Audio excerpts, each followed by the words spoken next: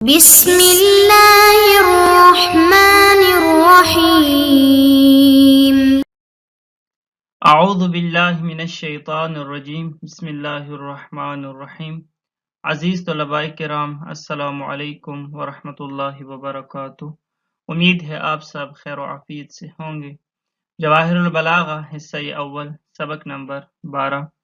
اللہ تعالیٰ کے فضل و کرم سے کلمہ فصاحت اور کلمہ بلاغت کے بارے میں تفصیل سے گفتگو ہو گئی۔ آج کا جو درس ہے ملاحظات، یہ بھی کلمہ فصاحت اور کلمہ بلاغت سے متعلق ہی ہے۔ البتہ اس درس میں کوئی نئی چیز نہیں ہے، اس درس میں جتنی بھی چیزیں ہیں وہ ہم پہلے پڑھ چکے ہیں، لہٰذا اس لیے الگ طور پر خلاصہ بھی میں نے اس کا نہیں لکھا۔ اس درس میں صاحب کتاب ہمیں یہی بتائیں گے کہ مثلا کلمے کی فصاحت یا کلام کی فصاحت میں جو خلل پیدا کرنے والی چیزیں ہیں ان کو ہم کیسے دور کر سکتے ہیں، کن طریقوں سے یا کن چیزوں کے ذریعے سے ہم ان چیزوں کو دور کر سکتے ہیں۔ یا اس کے علاوہ مثلا ہم یہ جو علم بلاغت پڑھیں گے، اس میں جو مختلف علوم ہیں، علم معانی ہے، علم بیان ہے، علم بدیع ہے، تو ان میں سے ہر ایک علم کا فائدہ کیا ہے، بس اس بارے میں گفتگو ہے، کچھ خاص نہیں۔ ملاحظات، عبارت کی طرف آتے ہیں۔ تقدم انہ یخل بالفصاحت مخالفۃ القیاس الصرفی والغرابۃ والتنافر وضعف التعلیف والتعقید وعلم۔ اس بارے میں بحث گزر گئی کہ کلمہ یا کلام کی فصاحت میں خلل پیدا کرنے والی جو چیزیں ہیں وہ کل 5 ہیں۔ مخالفت قیاس صرفی یعنی کسی کلمے کا قوانین صرفی کے مطابق نہ ہونا، غرابت یعنی کسی کلمے کا معنی ظاہر نہ ہونا، تنافر میں تنافر الحروف جو ہے وہ کلمے کی فصاحت میں مخل ہے، اور جو تنافر الکلمات ہے وہ کلام کی فصاحت میں مخل ہے۔ ضعف و تعلیف یعنی کسی کلام کا قوانین نحوی کے مطابق نہ ہونا، جو کہ کلام کی فصاحت میں مخل ہے۔ اور اسی طرح تاکید خواہ تاکید لفظی ہو یا تاکید معنوی ہو، ان چیزوں کے بارے میں آپ تفصیل سے پڑھ چکے ہیں۔ اب سوال یہ ہے کہ ان کو دور کیسے کیا جائے اور کلام کو فصیح کیسے بنایا جائے۔ تو فرماتے ہیں کہ وَعَلَمْ أَنَّ مخالفت القیاس یعرف بعلم الصرف والإحاطة بالمفردات المانوسہ۔ جان لیں کہ مخالفت قیاس یعنی کسی کلمے کا قیاس صرفی کے مطابق نہ ہونا، ہمیں کیسے پتہ چلے گا کہ یہ کلمہ قیاس صرفی کے مطابق نہیں ہے؟ تو فرماتے ہیں کہ ہمیں علم صرف کے قوانین سیکھنے ہوں گے، ہمیں علم صرف سیکھنا ہوگا، جس کے ذریعے سے ہمیں پتہ چلے گا کہ فلان کلمہ قوانین صرفی کے مطابق نہیں ہے۔ اور ساتھ یہ کہ عرب بالعموم جو مفردات اپنے کلام میں استعمال کرتے ہیں، جن کلمات سے وہ آشنا ہیں، ان کے بارے میں بھی ہمیں سیکھنا ہوگا، کیونکہ ہم نے پہلے کہا تھا کہ بعض کلمات ایسے ہوتے ہیں کہ جو قوانین صرفی کے مطابق تو نہیں ہوتے، لیکن عرب پھر بھی اپنے کلام میں ان کلمات کو استعمال کرتے ہیں، جس طرح کہ مسجد ہے، مشرق ہے، مغرب ہے۔ اب یہ ایسے کلمات ہیں کہ جو قوانین صرفی کے مطابق نہیں ہیں، لیکن عرب ان کلمات سے آشنا ہیں، مانوس ہیں، اور اپنے کلام میں ان کلمات کو استعمال کرتے ہیں۔ ایک اور ہے غرابت یعنی کسی کلمے کا معنی ظاہر نہ ہو۔ اب کیسے پتہ چلے گا کہ کون سا کلمہ غریب ہے اور کون سا کلمہ غریب نہیں ہے؟ تو فرماتے ہیں کہ تعرف بکثرت الاطلاع علی کلام العرب والاحاطۃ بالمفردات المانوسہ۔ غرابت کا پتہ ایسے چلے گا کہ ہم کلام عرب کا مطالعہ کریں اور کلام عرب سے متعلق وسیع پیمانے پر آشنائی حاصل کریں، ساتھ ان مفردات کے اوپر کہ جن سے عرب آشنا ہیں۔ اس انداز سے ہمیں پتہ چلے گا کہ کون سا کلمہ غریب ہے اور کون سا کلمہ غریب نہیں ہے۔ ایسا نہیں ہے کہ اگر کسی کلمے کا معنی کا ایسا نہیں ہے کہ کسی کلمے کا جو معنی ہے اگر وہ ہماری سمجھ میں نہیں آ رہا تو بس وہ غریب ہے، اور ایسا بھی نہیں ہے کہ مثلاً عرف عام میں جو عرب ہیں وہ اگر کسی کلمے کو استعمال نہیں کر رہے ہیں تو وہ بھی بس غریب ہے وہ کلمہ، نہیں، ایسا نہیں ہے۔ ہمیں یہ دیکھنا ہوگا کہ ادبائے عرب، وہ لوگ کہ جو عربی کے ادب سے آشنا ہیں، فصیح و بلیغ ہیں، وہ کس کلمے کو سے متعلق کہتے ہیں کہ یہ کلمہ غریب ہے۔ جب کسی کلمے کا استعمال ادبا اپنے کلام میں نہ کرتے ہوں، اور جب ادبا اس کلمے کو سنے تو ان کو ڈکشنری کی طرف جانا پڑے تو سمجھ لیں کہ یہ کلمہ غریب ہے۔ التنافر، اب ہمیں تنافر کا پتہ کیسے چلے گا؟ تنافر الحروف ہو یا تنافر الکلمات۔ تنافر الحروف یعنی کلمے کے اندر ایسے حروف استعمال ہوئے ہیں کہ جس کی وجہ سے اس کلمے کی ادائیگی مشکل ہے۔ تنافر الکلمات یعنی کلام کے اندر ایسے کلمات یک بعد دیگر آئے ہیں کہ جن کی وجہ سے اس کلام کا ادا کرنا مشکل ہے۔ تو فرماتے ہیں کہ یعرف بذوق السلیم، اس کا پتہ ہمیں ذوق سلیم سے چلے گا، اس کا پتہ ہمیں یوں نہیں چلے گا، اس کا پتہ ہمیں ادبی ذوق سے چلے گا۔ اور ادبی ذوق آئے گا کیسے؟ ادبی ذوق ایسے آئے گا کہ جب ہم ادبائے عرب کو پڑھیں، یعنی ان کے کلام کو پڑھیں اور ان کے کلام کو سنیں اور پھر انہی کی طرح کلام کرنے کی پریکٹس کریں، تو تب ہمیں پتہ چلے گا کہ کون سا کلمہ جو ہے وہ ادا کرنے میں مشکل ہے اور کون سا کلام ہے کہ جو پڑھنے میں مشکل ہے اور غیر فصیح ہے۔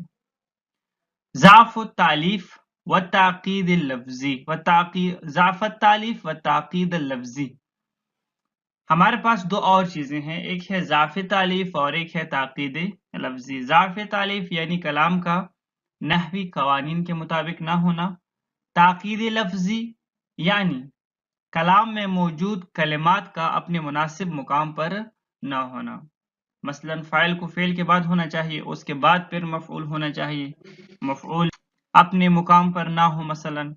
اسی طرح صفت کو موصوف کے بعد ہونا چاہیے اور اس کے ساتھ ہونا چاہیے، صفت جملے کے آغاز میں آئے اور موصوف مثلا موصوف کے بعد صفت کو ہونا چاہیے، مثلا اگر موصوف جملے کے آغاز میں ہو اور صفت بالکل جملے کے آخر میں ہو، درمیان میں اور کئی الفاظ ہوں تو یہ مناسب نہیں ہے۔ کلام میں ہر کلمے کا اپنا مقام ہے، اگر وہ اس مناسب مقام کے بغیر کہیں اور جگہ پر استعمال کیا جائے تو یہ ہے تعقید لفظی، جس طرح کی مثال دیا تھا کل مرزا غالب کے ایک شعر کا، ہلتے ہیں خود بخود میرے اندر کفن کے پاؤں، یا اس کے علاوہ عربی شعر کا بھی ایک مثال دیا تھا، جخفت وہم لا یجخفون بہا بہم شیمن، اس طرح کوئی ایک شعر تھا کہ جہفت کے بعد شیمن کو آنا چاہیے جبکہ وہ دوسرے مصرع کے آغاز میں ہے مثلا۔ پھر اور بھی کافی ساری چیزیں تھیں کہ جو اپنے مناسب مقام پر نہیں تھے۔ اب اس کا پتہ کیسے چلے گا کہ کون سا لفظ جو ہے اپنے مناسب مقام پر استعمال نہیں ہوا ہے کلام میں؟ تو فرماتے ہیں کہ یعرفان بعلم النحو، اضاف و تالیف اور تاکید لفظی کا پتہ علم نحو سے چلے گا۔ علم نحو ہمیں بتائے گا کہ کس انداز سے ہم جملہ بنائیں تو وہ جملہ درست ہے، ہمیں علم نحو بتائے گا کہ کس کلمے کا مناسب مقام کون سا ہے۔ التعقید المعنوی، ہمارے پاس ایک اور ہے تعقید معنوی۔ تعقید معنوی یعنی کلام میں کوئی ایسی پیچیدگی ہو کہ جس کی وجہ سے سمجھنے میں ہمیں مخاطب کو مشکل پیش آئے، ایک جملے سے معنی اولی اور معنی وضعی کے بجائے کوئی اور معنی کسب کرنا، کسی اور معنی میں اس جملے کو استعمال کرنا کہ جس کی طرف جو مخاطب ہے اس کا ذہن منتقل ہونے میں خلل پیدا ہو جائے۔ تو یہ ہے تاکید معنوی۔ اب اس کا پتہ ہمیں کیسے چلے گا؟ یعرفان بعلم البیان، علم بیان کے ذریعے سے ہمیں پتہ چلے گا کہ کہاں پر تاکید معنوی موجود ہے اور کہاں پر نہیں ہے۔ وتقدم أيضا أن البلاغة هي مطابقة الكلام الفصيح لمقتضى الحال۔ ساتھ آپ یہ بھی جانتے ہیں کہ بلاغت یعنی کلام فصیح کا مقتضی حال کے مطابق ہونا۔ یہ وہی چیزیں ہیں جو ہم یا تو سمجھ چکے ہیں یا بعد میں تفصیل سے ان سے متعلق بحث آئے گی۔ اب فقط ایک خلاصہ سا صاحب کتاب یہاں پر بیان کر رہے ہیں کہ ان چیزوں کی طرف ہمیں متوجہ ہونا چاہیے۔ وَاعْلَمْ أَنَّ أَحْوَالَ اللَّفْظِ الْعَرَبِي الَّتِي بِهَا يُطَابِقُ الْكَلَامُ مُقْتَضَى الْحَالِ تُعْرَفُ بِعِلْمِ الْمَعَانِي۔ ساتھ یہ کہ ہم آگے پڑھیں گے علم معانی، تو علم معانی ہم کیوں پڑھیں گے اور علم معانی میں ہم کیا پڑھیں گے؟ تو فرماتے ہیں کہ علم معانی میں ہم جو چیز پڑھیں گے وہ یہ ہے کہ علم معانی کے ذریعے سے ہم کلام عربی، الفاظ عربی کی حالات و کیفیات کو جانیں گے۔ لفظ عربی کی حالت و کیفیت کو ہم جانیں گے علم معانی میں، کہ مثلا یہ جملہ خبریہ ہے تو یہ جملہ انشائیہ ہے وغیرہ وغیرہ، ہم اس طرح کی چیزوں کو جانیں گے۔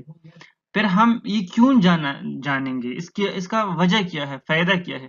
اس کا فائدہ یہ ہے تاکہ ہم مقتضی حال کے مطابق الفاظ عربی کو لا سکیں۔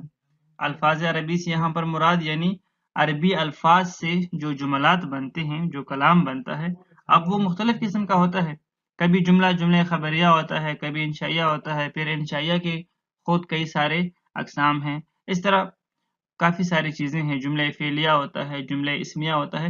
اب ان تمام جملات کو ہم کیوں جاننا چاہتے ہیں؟ اس وجہ سے تاکہ ہمیں پتہ چلے کہ کہاں پر ہم نے کس جملے کا استعمال کرنا ہے، کس مقام پر، یا مثلا کون سا مقام کس جملے کا تقاضا کر رہا ہے۔ تو ہم یہ احوال یعنی لفظ عربی کے حالات و کیفیات کو ہم اس لیے جانیں گے تاکہ ہمیں پتہ چلے کہ کہاں پر کون سا کلام مقتضی حال کے مطابق ہے۔ وَهُنَاكَ أُمُورٌ تَكْسُو الْكَلَامَ رِقَّةً وَلَطَافَةً بَعْدَ بَلَاغَتِهِ وَهِيَ تُعْرَفُ بِعِلْمِ الْبَدِيعِ۔ فرماتے ہیں کہ ہمارے پاس کچھ اور بھی چیزیں ہیں کہ جب کلام فصیح و بلیغ بن جائے اس کے بعد اس کلام کے اندر اور رونق پیدا کرتا ہے، اس کلام کو اور بھی پر اثر اور اٹریکٹو بناتا ہے وہ چیزیں۔ تو وہ جو چیزیں ہیں وہ ہم جانیں گے علم بدیع میں۔ میں آپ کو ایک مثال دوں، آپ ایک عمارت بنائیں، آپ ایک بہترین عمارت بنائیں بہترین نقشے پر، اور اس میں جو مواد ہے وہ بھی بہترین استعمال کریں، لیکن اگر آپ اس کو رنگ و روغن اچھا نہ دیں تو شاید کہ وہ عمارت اتنا اچھا نہ لگے، لیکن اگر آپ اس کو بہترین رنگ و روغن بھی دیں تو وہ عمارت اور بھی اٹریکٹو لگنا، یعنی اور بھی اٹریکٹو لگے گا۔ یہ علم بدیع یہی چیز ہے۔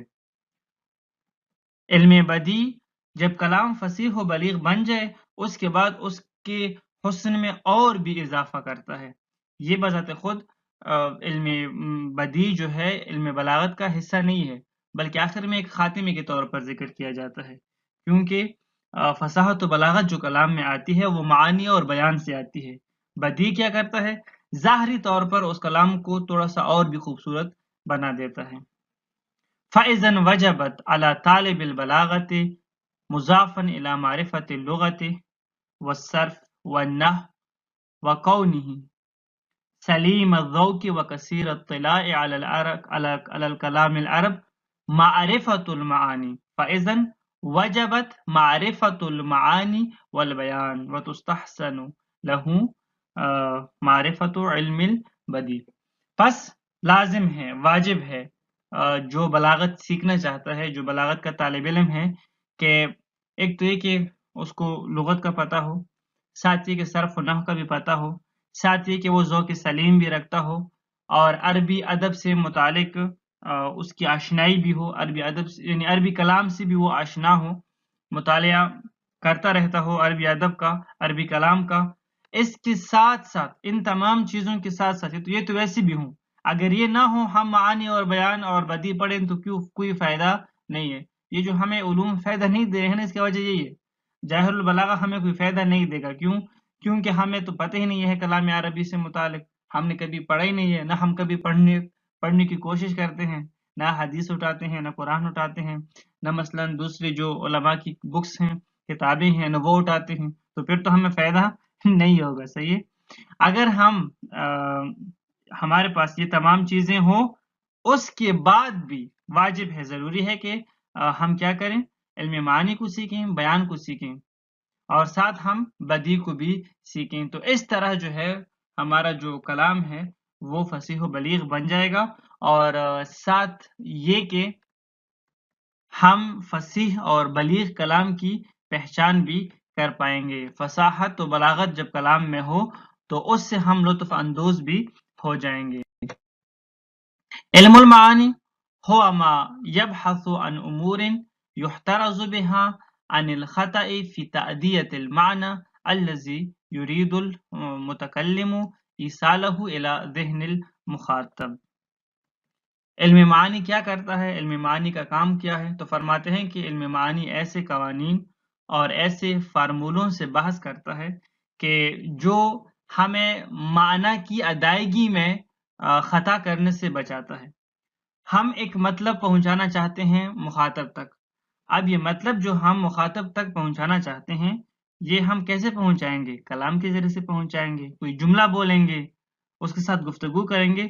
تو اب اس کلام میں کوئی خطا ہم سے سرزد نہ ہو، یہ کلام جو ہے خطا سے بچے، اس میں اس میں ہم سے کوئی غلطی نہ ہو، تاکہ جو معنی ہم مخاطب تک پہنچانا چاہتے ہیں وہ درست طریقے سے پہنچائیں.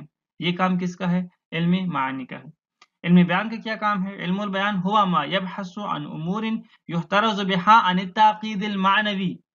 علم بیان کا کام یہ ہے کہ وہ ہمیں تعقید معنوی سے بچائے. اب ان دونوں میں فرق ہے.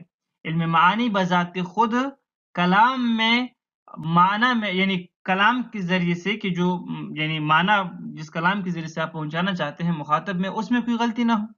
بذات خود کلام میں کوئی غلطی آپ سے نہ ہو جو معنی آپ پہنچا رہے ہیں. کبھی کبھار ایسا ہوتا ہے کہ آپ کلام میں غلطی نہیں کرتے، لیکن پھر بھی جو مخاطب ہے وہ معنی کو بھی ٹھیک طرح نہیں سمجھ پا رہا ہوتا. ایسا کیوں ہوتا ہے؟ وہ کلام پیچیدہ بہت ہوتا ہے، اس کلام کے اندر پیچیدگیاں اتنی ہوتی ہیں کہ جس کی وجہ سے مخاطب کا ذہن اس کلام کو ایکسیپٹ نہیں کر رہا ہوتا. تو علم بیان ہمیں یہی بتا رہا ہوتا ہے. علم بیان جو ہے وہ ہمارے کلام کو تاکید معنوی سے بچاتا ہے، یعنی اس کے باوجود کہ کلام درست ہے، اس کے بعد کلام کو پیچیدگی سے بچاتا ہے کہ ایسا نہ ہو یہ کلام اتنا پیچیدہ ہو جائے کہ اس کے باوجود کہ درست ہو تب بھی مخاطب اس کو نہ سمجھ سکے. یہ کام ہے علم بیان کا. پھر ہے ہمارے پاس علم بدیع. علم البدیع ہوا ما یبحث عن امور یراد بها تحسین الکلام بعد بلاغت.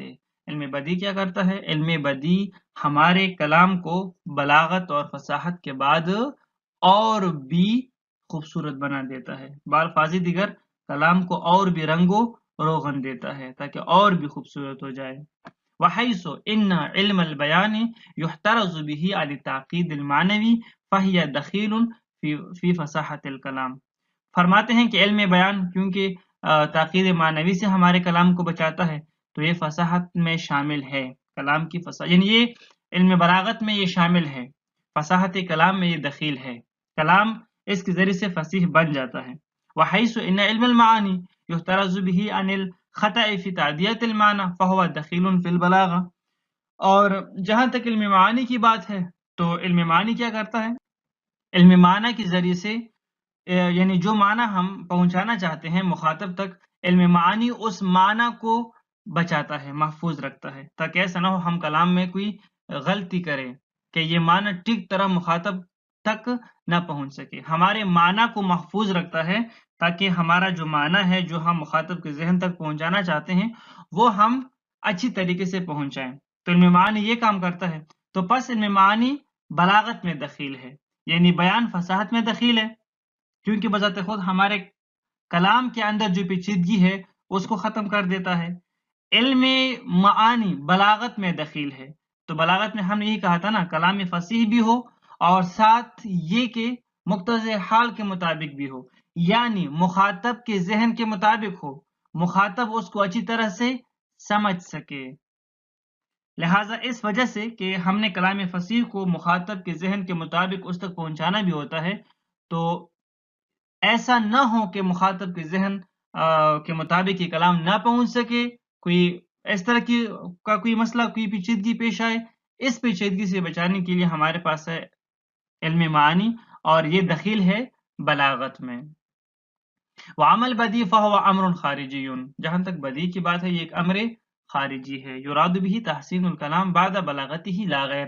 علم بدی کیا کرتا ہے؟ علم بدی فقط کلام کو خوبصورت بناتا ہے، فصاحت یا بلاغت میں، یعنی کلام کی فصاحت و بلاغت میں دخیل نہیں ہے۔ اس لیے علم بدی کو اگرچہ علم کے طور پر یعنی علوم بلاغت میں علم بدی کو شمار تو کیا جاتا ہے، لیکن حقیقت میں یہ ایک خاتمہ ہے جو کہ علم بیان اور علم معنی کے بعد ذکر کیا جاتا ہے۔ اس کا فصاحت و بلاغت سے کوئی تعلق نہیں ہے، بلکہ جب کلام فصیح بھی بن جائے، بلیغ بھی بن جائے، اس کے بعد پھر اس کلام کو اور جو ہے خوبصورتی ہم علم بدی کے ذریعے سے دیتے ہیں۔ وظہر مما تقدم ان نظر فی کل من الفصاحة والبلاغة الى اللفظ والمعنى جميعا وان كان فی الفصاحة الى اللفظ اکثر۔ پس واضح ہو گیا کہ اس بارے میں ہم پہلے بھی گفتگو کر چکے ہیں کہ ان نظر فی کل من الفصاحة والبلاغة، کہ فصاحت ہو یا بلاغت ہو، الى اللفظ والمعنى، کہ فصاحت ہو یا بلاغت ہو، دونوں کا کام لفظ کے ساتھ بھی ہے اور معنی کے ساتھ بھی ہے۔ وَإِن كَانَ فِي الْفَصَاحَةِ إِلَى اللَّفْظِ اکثر، اگرچہ فصاحت کا کام اکثر جو ہے لفظ کے ساتھ ہے اور بلاغت کا کام معنی کے ساتھ ہے۔ صاحب کتاب نے یہاں پر صاحب کتاب نے یا جو گروہ محققین ہیں وہ یہاں پر یہ الفاظ لے کر آئے ہیں۔ میں نے آپ کو پہلے اسی وقت ہی سمجھایا تھا کہ فصاحت کا کام بھی لفظ اور معنی کے ساتھ ہے، اور جو بلاغت ہے اس کا کام معنی کے ساتھ ہے۔ فصاحت کا کام لفظ اور معنی کے ساتھ ہے، اور یہاں پر انہوں نے کہا ہے نا کہ فصاحت کا کام بھی لفظ اور معنی کے ساتھ ہے، بلاغت کا کام بھی لفظ اور معنی کے ساتھ ہے۔ فصاحت کا کام زیادہ لفظ کے ساتھ ہے، بلاغت کا کام زیادہ معنی کے ساتھ ہے۔ انہوں نے یہ اس انداز سے سمجھایا ہے۔ میں نے آپ کو اس انداز سے سمجھایا کہ فصاحت کا کام بھی لفظ و معنی کے ساتھ ہے، اور جو بلاغت کا کام ہے وہ معنی کے ساتھ ہے۔ کیا مطلب معنی کے ساتھ ہے؟ مطلب یعنی لفظ کے ساتھ تو ویسے بھی ہے، ساتھ ہی کہ معنی کے ساتھ بھی ہے۔ تو فرق یہ ہے کہ فصاحت لفظ کو بما ہوا لفظ دیکھتا ہے، لفظ اور اس کا معنی۔ فصاحت مخاطب کی طرف راجع نہیں ہے، ناظر نہیں ہے۔ فصاحت مخاطب کو نہیں دیکھتا، فصاحت فقط لفظ اور اس کے معنی کو دیکھتا ہے۔ لہٰذا اس لحاظ سے فصاحت کا جو کام ہے وہ لفظ و معنی دونوں کے ساتھ ہے۔ بلاغت کا کام کیسے لفظ و معنی کے ساتھ ہے؟ بلاغت کا کام لفظ سے اس لحاظ سے ہے کہ وہ کلام فصیح ہو اپنی جگہ پر، اور معنی کے ساتھ اس لحاظ سے ہے کہ یہ کلام مخاطب کے ذہن کے مطابق ہے کہ نہیں ہے۔ اب اس معنی کے ساتھ فصاحت کا کام نہیں ہے کہ یہ کلام مخاطب کے ذہن کے مطابق ہے کہ نہیں ہے، اس کے ساتھ کام فقط بلاغت کا ہے، اس کے ساتھ کام فصاحت کا ہے ہی نہیں۔ یہ فرق ہے، یہ تھوڑا سا دقیق ہے، اس کو سمجھنے کی ضرورت ہے۔ والسلام علیکم ورحمۃ اللہ وبرکاتہ۔